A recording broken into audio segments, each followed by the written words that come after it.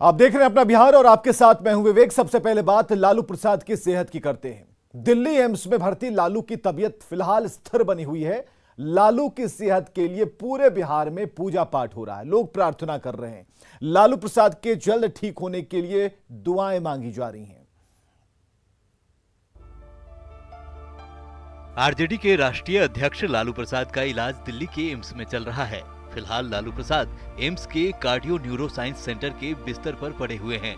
दूसरी ओर दिल्ली से करीब 1100 किलोमीटर दूर बिहार में लालू प्रसाद के लिए दुआओं का दौर जारी है। गरीब में लालू जी को जल्द से जल्द ठीक होने के लिए हम लोग ईश्वर से कामना करते हैं। खगड़िया में लालू प्रसाद के लिए महामृत्युंजय का जाप किया गया तो दरभंगा के श्यामा मंदिर में हवन पूजा। वैशाली में समर्थकों ने लालू जी के जल्द स्वस्थ होने की कामना की तो पटना सिटी के सुल्तानगंज में मुस्लिम समाज के लोगों ने दीवान शाह अरजानी शाह रहमतुल्लाह अलैह के मजार पर चादर पोशी की। पूरे देश के नेता आज बीमार हैं, पूरा देश चिंतित है। उनकी बीमारी को लेकर सब लोग दुआ कर रहे हैं। हम लोग भी हजरत के दरबार में आए हैं कि जल्द से जल्द वो सेहतमंद हो जाएं।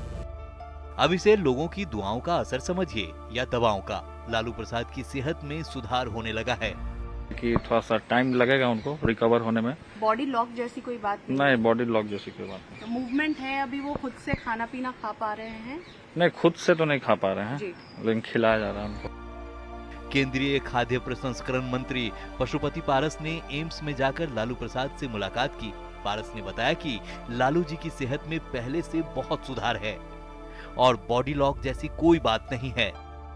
मैं जाकर प्रणाम किया उनको तो हम कहे सर पहचाने हमको? अरे पारस है, तुम कहाँ नहीं पहचाने? चलो चलो इधर आओ इधर आओ। मैंने हम पेड़ की तरफ थे तो वो अपने नजदीक बुला लिए। जो देखा हूँ वो बिल्कुल होश में है, स्मरण शक्ति है, उनको पहचानने की शक्ति है।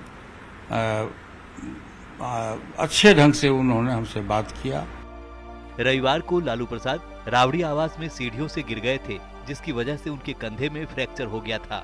बाद में अचानक लालू की तबीयत ज्यादा खराब हो गई जिसके बाद उन्हें पटना के पारस अस्पताल में भर्ती कराया गया, जिन्हें देखने खुद बिहार के मुख्यमंत्री नीतीश कुमार पारस अस्पताल पहुंचे थे। बेहतर इलाज के लिए बुधवार को एयर एम्बुलेंस से लालू प्रसाद यादव को दिल्ली लाया गया और फिलहाल लालू प्रसाद का एम्स में इलाज चल रहा है।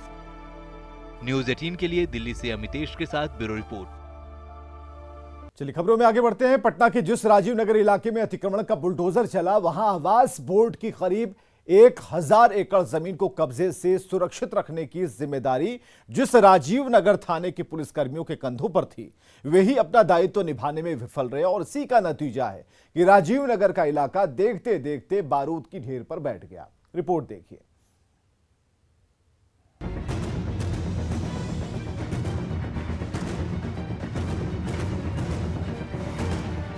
पटना का राजीव नगर इलाका, जहां आवास बोर्ड के लिए अधिग्रहित 1054 एकड़ जमीन पर अतिक्रमण, खरीद बिक्री के साथ ही किसी भी तरह के निर्माण को रोकने के लिए यहां 1996 में पुलिस चौकी स्थापित की गई थी। दीघा आशियाना रोड पर स्थापित इस चौकी में एक दारोगा, एक हवलदार और 4 सिपाहियों को प्रतिनियुक्त किया गया था। 90 के दशक में इस जमीन पर किसान खेती बाड़ी करते थे, लेकिन आने वाले समय में विडंबना ही रही कि पुलिस की मौजूदगी के बीच इलाके में आबादी तेजी से बढ़ती चली गई और यहीं से शुरू हुई पुलिस की नाकामी।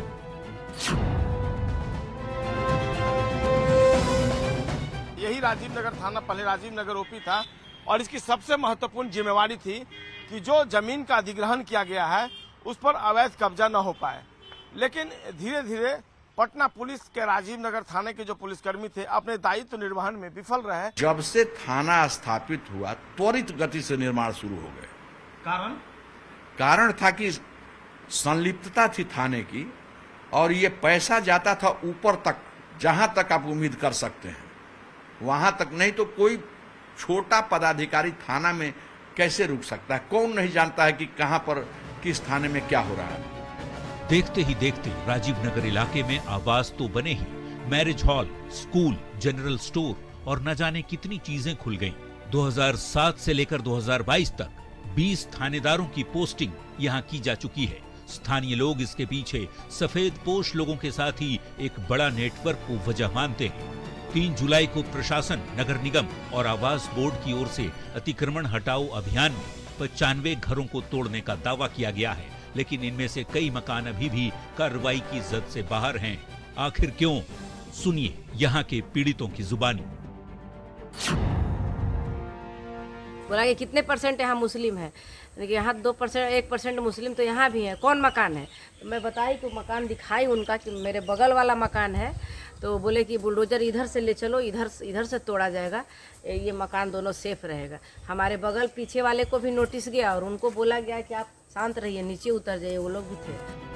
अब तक की गई कार्रवाई को देखते हुए लगता है कि जानबूझकर शासन प्रशासन की ओर से राजीव नगर इलाके की अनदेखी की गई। ऐसे में अब सवाल है कि आखिर राजीव नगर में आवास बोर्ड की जमीन पर कब्जा कैसे हुआ? पुलिस की मौजूदगी में मकानों का निर्माण कैसे होता रहा? राजीव नगर थाने की पुलिस ने आखिर कार्रवाई क्यों नहीं की? आवास बोर्ड के अधिकारियों का रवैया उदासीन क्यों रहा? साथ ही सरकारी जमीन के बंदर बांट का खुला खेल आखिर किसने खेला? ये कुछ ऐसे सवाल हैं जिनके जवाब शासन और प्रशासन की ओर से नहीं मिल रहे।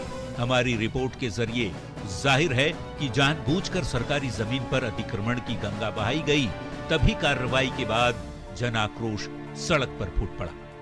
न्यूज़ 18 के लिए पटना से संजय कुमार की रिपोर्ट। मुजफ्फरपुर के प्रोफेसर ललन कुमार ने बुधवार को क्लास नहीं तो वेतन नहीं के मुद्दे पर 33 महीने का अपना वेतन लौटाकर अचानक से सुर्खियां बटोरी थी। न्यूज़ 18 ने जब शिक्षक के आरोपों की पड़ताल कॉलेज जाकर की तो सच्चाई कुछ और ही सामने आई।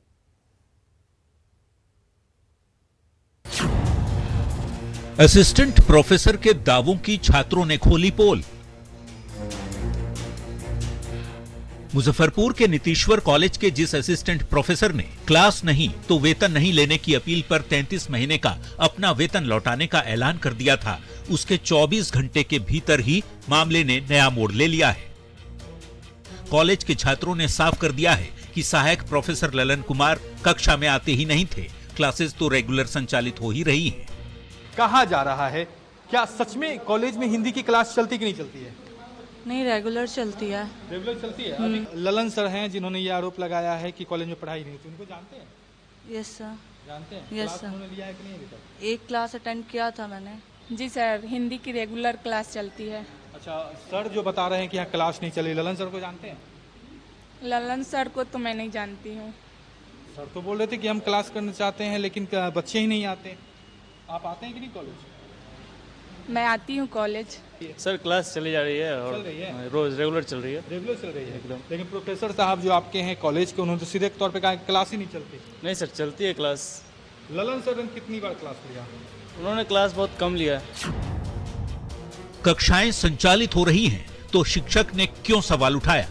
असिस्टेंट प्रोफेसर ने बुधवार को क्या कहा था, वो बयान एक बार फिर से सुन लीजिए। हमारी जो अकादमिक प्रतिभा है वो प्रतिभा हम अपनी जगह पर नहीं दिखा पा रहे हैं। यहाँ पर जैसे हमारी कोशिश है कि मैं मास्टर्स के बच्चों को पढ़ाऊँ, उसके ऊपर के बच्चों को पढ़ाऊँ। यहाँ पर चूँकि कॉलेज ही यूजी कॉलेज है और इसमें बच्चों की संख्या बहुत कमज़ोर है, यहाँ पर जो संतोषजनक नहीं हो पा रही है, तो ये दिक्कत है हमारे पास। मैंने उनको कहा कि एमडीडीए में क्लासें होती है, आरडीएस में क्लास, तो वहाँ देने दीजिए मुझे। यूनिवर्सिटी पीजी डिपार्टमेंट में गेस्ट फैकल्टी उन्होंने नियुक्त किया रहा है, लेकिन वहाँ के लिए परमानेंट नहीं जाता। पढ़ाई को लेकर कौन सच्चा कौन झूठा?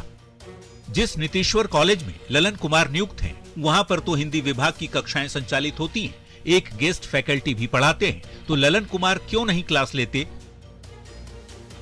सुनिए कॉलेज के ही दूसरे शिक्षक और प्रिंसिपल का बयान। बस हम दो हैं, हम एक अतिथि के रूप में हैं। जी जी जी, एक ललन सर हैं, हमारे एचओडी भी हैं, और ऐसे व्यक्तिगत सब कुछ ठीक है, लेकिन ये आरोप क्यों लगाएं?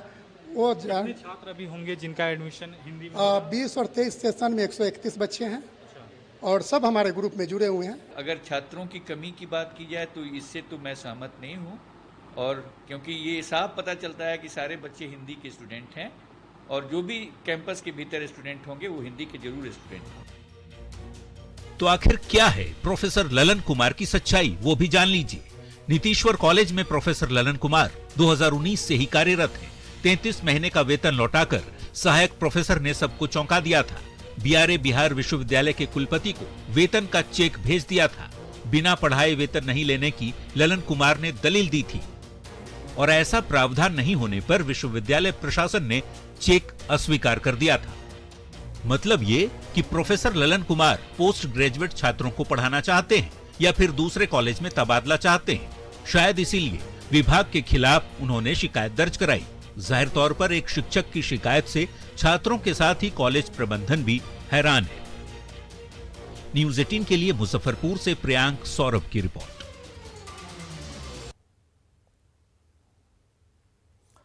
मुजफ्फरपुर के नीतीश्वर कॉलेज के assistant professor doctor Lalan Kumar की सैलरी लौटाने वाले मामले पर बीयूटीए यानी कि बिहार यूनिवर्सिटी टीचर्स एसोसिएशन ने बैठक बुलाई है।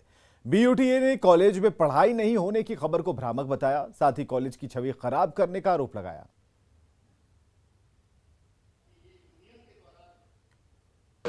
नीतीश्वर महाविद्यालय बूटा इकाई की हम लोगों ने सभी सदस्यों के साथ बैठक की। इसमें हम लोगों ने पाया, और ललन जी भी साथ थे, उन्होंने कहा कि मेन उनका मुद्दा था विश्वविद्यालय के पीजी डिपार्टमेंट को जाना। हम लोगों ने बिल्कुल ये कहा है अपने यूनिट के तरफ से कि इस घटना को हम घोर निंदा करते हैं और अविलंब इसको प्रेस रिलीज करके या जिस माध्यम से हो, ये जो खबर फैलाई गई है ये भ्रामक, दुष्प्रचार और किसी भी संस्था को दुष्परिणाम करने के लिए ये मनगढ़ंत कहानी कही गई है।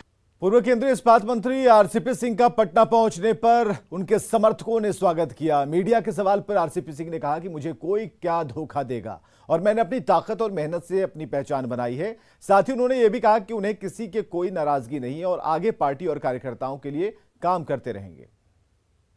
हमारे साथ क्या कोई धोखा करेगा जी? मेरे साथ क्या कोई धोखा करेगा? मैं देखिए, आप मैंने बताया ना कि भाई मैंने अपने परिश्रम से, मैंने अपनी ताकत से अपनी एक पहचान बनाई है और वो पहचान और बढ़ेगा, क्योंकि मेरे में जो आत्मविश्वास है और मेरे में जो सकारात्मक सोच है और जो ऊर्जा है उसमें कोई कमी आने वाली है। पार्टी बनाने को लेकर चर्चा है। अरे वो देखिए, हम सीधा आदमी हैं और हम सीधा चलते हैं और हम क्या बता तो दिए, मैं आ गया हूँ जमीन पर, मैं अभी अपने गाँव जा रहा हूँ, मैं अपने गाँव में रहूंगा और वहाँ पर मैं अपने कार्यकर्ता जितने हमारे बिहार में जहां जहां भी मुझे बुलाएंगे सब जगह मैं जाऊंगा। और जेडीयू संसदीय बोर्ड के अध्यक्ष उपेंद्र कुशवाहा ने कहा कि पार्टी आरसीपी सिंह की भूमिका तय करेगी और वे एक कार्यकर्ता बनकर काम कर सकते हैं। पार्टी जरूरत महसूस करती है किसी भी नेता के ऊपर जवाबदेही देती है। आज की तारीख में वो जेडीयू में हैं, ऐसा मैं समझ रहा हूँ। क्या आम नेता कार्यकर्ता की तरह रहेंगे आरसीपी सिंह? सारे पदों से अब भैया नेता के रूप में रहेंगे, कार्यकर्ता के रूप में रहेंगे, जैसे भी रहेंगे, लेकिन आज जेडीयू में हैं। उन्होंने जेडीयू से इस्तीफा नहीं दिया है, ऐसा मैं महसूस करता हूं। बाकी उनके लोग अगर कह रहे हैं कि जेडीयू को त्याग दिया है तो इस पर मेरी कोई टिप्पणी नहीं हो सकती है। दरभंगा में हावड़ा रक्सौल एक्सप्रेस ट्रेन पर पथराव हुआ है जिसमें एक व्यक्ति को चोट आई है। ट्रेन जब समस्तीपुर से खुली और दरभंगा की तरफ बढ़ी तभी पथराव किया गया। किसी ने ट्रेन पर एक बड़ा पत्थर फेंका जो शीशे को तोड़ते हुए एसी बोगी में बैठे यात्री मोहम्मद जुबैर के मुंह पर लगा। पुलिस मामले की जांच कर रही है।